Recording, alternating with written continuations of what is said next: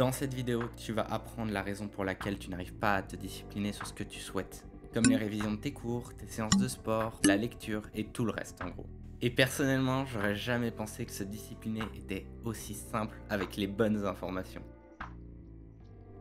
Je me suis mis à faire mes propres recherches car j'étais discipliné, mais vraiment pas sur tout. Il y avait mes séances de sport où j'étais méga ultra discipliné, et après il y a le reste. En vrai, c'est pas si dur. Il te faut juste des connaissances et un déclic que j'espère j'arriverai à te transmettre dans la suite de cette vidéo. Et quoi de mieux qu'une histoire pour bien comprendre? Donc maintenant, revenons il y a 2 ans. À cette époque, je faisais déjà du sport depuis environ 1 an et demi. Je n'avais aucune difficulté à faire mes séances, même si je souffrais énormément pendant. Je pensais avoir acquis la discipline sans avoir besoin de comprendre d'où elle venait. Tout ce que je connaissais, c'était que le fait que la discipline te permette d'être consistant et de garder le même niveau, et surtout sur le long terme. Et pour pouvoir garder ce niveau de discipline, il fallait soit faire le même niveau d'action, soit augmenter, dépendant quoi. Personnellement, j'adore et j'ai fait du tennis, et à cette époque, je voulais profiter de jouer contre un mur tous les week-ends qui est fait exprès pour ça. Donc chaque fois que je voulais y aller, j'avais juste à préparer ma raquette et mon matériel, c'était aussi simple que ça. J'ai fait mes séances de sport comme d'habitude, et en plus de ça, j'ai réussi à aller jouer contre le mur. J'étais fatigué après avoir passé environ 2 heures. Par contre, j'étais super heureux parce que je pensais avoir gagné en discipline. Pour mes séances de sport, je me sentais trop bien. J'avais fait le même temps que la semaine passée contre le mur, et en plus de ça, j'avais augmenté mon score de rebond max en une seule partie. C'est-à-dire qu'avant, il était de 136, et là, j'ai réussi à arriver jusqu'à 324 en une seule partie, donc sans avoir loupé une seule balle. Vu que les 2 dernières semaines, j'avais fait un super score et un super temps, je pensais être plus discipliné. Et au final, avec du recul, ça a juste fait gonfler mon ego, et je me suis dit que cette semaine, je devais faire encore mieux. Au final, le score était même pas si bon et j'ai duré aux alentours des 1h20. J'étais tellement en stress parce que je pensais que mon niveau de discipline allait de nouveau baisser et revenir comme avant, et que j'allais plus réussir à faire rien du tout. Chaque jour, j'avais une légère peur au fond de moi parce que j'avais l'impression que j'allais pas réussir ma prochaine séance de sport à cause de ce qui s'est passé le week-end passé. Et en plus de ça, j'avais de la peine à dormir. J'ai tellement eu peur que mon niveau de discipline globale, donc sur chaque activité, soit touché, que dès que le week-end est arrivé, je suis directement allé jouer contre le mur. Sauf que cette fois, au lieu de me donner des balles compliquées ou d'essayer de m'améliorer, j'ai fait des balles méga simples tout le long. Je suis arrivé à environ 324, qui était mon ancien score. Puis je me suis rassuré en me disant que ça m'avait fait regagner mon ancien niveau de discipline que j'avais il y a 2 semaines.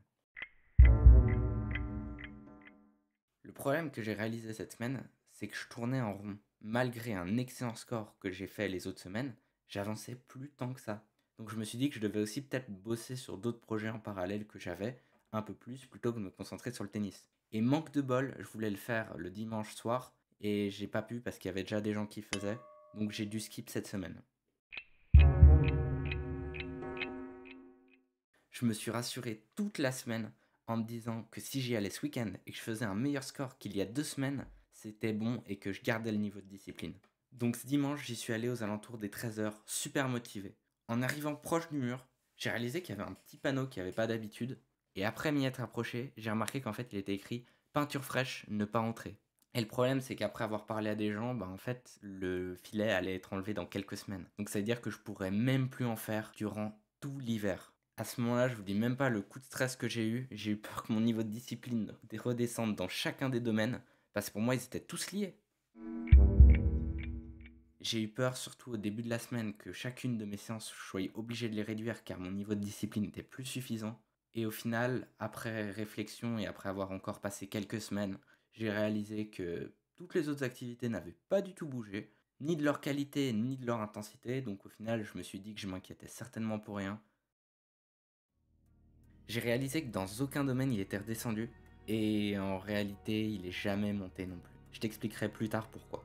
Pour l'instant, il faut que je te donne les détails supplémentaires que tu as besoin pour avoir toutes les connaissances et le déclic qui se fait d'un coup à la fin.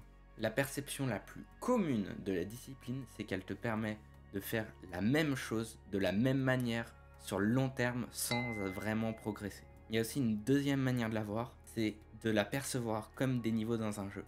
C'est-à-dire que moins tu fais une action, moins tu fais d'action globale, plus elle redescend. Plus tu fais d'actions pour augmenter cette discipline qui vont être compliquées, qui vont être dures, qui vont te faire mal, peu importe, plus ça va monter.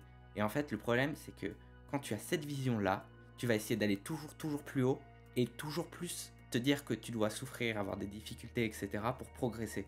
C'est-à-dire que tu veux garder le même niveau de discipline ou l'améliorer, tu vas te sentir obligé d'en faire toujours plus. Voilà les raisons pour lesquelles les théories ne tiennent pas la route. Il y a un truc que beaucoup de gens oublient, c'est que ton habitude, peu importe ce que tu fais, elle évolue. Même si des fois c'est que de quelques micro-détails, elle évolue toujours. T'as bien remarqué pourtant que malgré ces changements, t'arrives toujours à la réussir. Pourtant, c'est plus la séance que tu faisais avant, vu qu'elle a une évolution. Quand t'ajoutes 20 pompes dans ta séance de sport, t'as pas forcément envie ni la motivation de les faire quand tu dois le faire. C'est tout nouveau, donc t'as aucun niveau de discipline à ce moment-là, et en plus de ça, t'as aucune envie. Pourtant, t'arrives à le faire. Et le pire, c'est que tu le fais bien en plus. Les deux théories se reposent sur le même élément, qui n'est pas dit explicitement. Mais c'est grâce à cet élément caché qu'en réalité t'arrives à te discipliner. Il manque un micro détail qui change la manière de voir complètement la discipline. C'est l'importance. Imagine-toi cette situation. T'es dans une salle, assis sur une chaise en bois. Face à toi, il y a un bocal avec du liquide qui te paraît anormal mais buvable en soi. Tu ouvres le bocal et t'as une odeur qui t'arrache le nez. Tu te bouges le plus vite possible pour refermer ce bocal et tu retiens ta respiration pendant que tu le fais. Tu te lèves et tu commences à partir, mais il y a un vieux monsieur qui apparaît derrière toi et qui commence à te parler. Et il dit, tu veux partir sans le boire? Alors trace ta route, guerrier. Et tu pars en ayant laissé sur la table cette potion qui est littéralement puante. Maintenant, je veux que tu changes un détail à cette histoire. La personne âgée te dit plus, tu veux partir sans la boire, alors trace ta route, guerrier, mais ce bocal avec cette mixture étrange est là car tu as une maladie incurable. C'est la seule chose pouvant te guérir. Si tu ne le bois pas, dans environ 6 mois, tu auras très mal et dans moins d'un an, tu en mouriras. Ce que tu dois faire, c'est en boire 2 gorgées par jour pendant une semaine. Tu auras très mal au ventre, mais après ça ira beaucoup mieux. Et tu pourras même finalement dire adieu à cette maladie incurable.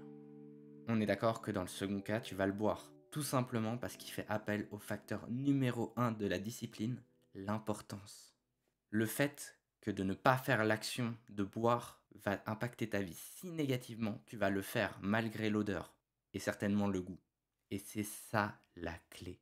Se concentrer sur rendre les choses qui comptent pour nous importantes. Leur ajouter de l'impact positif et négatif au lieu de juste se dire je vais devoir la faire. Et d'arrêter dans même pas 5 semaines parce que t'en as marre et que tu veux passer à autre chose. Donc pour résumer, la discipline se repose sur l'importance de l'action dans notre vie, pas sur la puissance de notre discipline globale. Tu apportes de l'importance aux actions qui peuvent avoir un impact positif et négatif dans ta vie, surtout négatif. Et la vision courante de la discipline n'est pas entièrement vraie. Personnellement, je dirais qu'elle est incomplète. En tout cas, c'était Luc, prends soin de toi, ciao.